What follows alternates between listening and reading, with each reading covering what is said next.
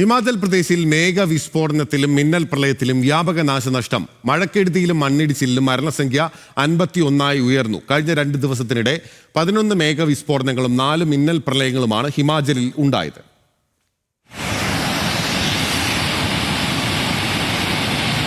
ഹിമാചൽ പ്രദേശിൽ കനത്ത നാശം വിതച്ച് ശക്തമായ മഴ തുടരുകയാണ്. 2 ദിവസത്തിനിടെ 11 മേഘവിസ്ഫോടനങ്ങളും 4 മിന്നൽ പ്രളയവും നിരവധി ഉരുൾപൊട്ടലുകളുമാണ് ഹിമാചലിൽ ഉണ്ടായത്. മഴക്കെടുതിയിൽ 11 ദിവസത്തിനിടെ 51 പേർ മരിച്ചു. 24 മണിക്കൂറിനിടെ 5 മരണങ്ങളാണ് റിപ്പോർട്ട് ചെയ്തത്. 16 പേരെ കാണാതായി.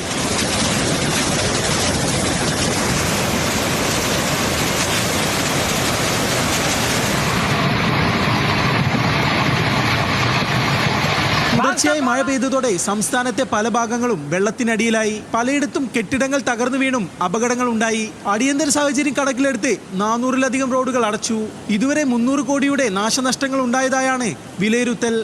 മാണ്ഡി ജില്ലയിലാണ് കൂടുതൽ നാശനഷ്ടങ്ങൾ റിപ്പോർട്ട് ചെയ്തത്. മാണ്ഡിയിലെ പ്രളയബാധിത മേഖലയിൽ ഭക്ഷണവും മരുന്നും എത്തിക്കാൻ വ്യോമസേന ഹെലികോപ്റ്റർ വിന്യസിപ്പിച്ചു.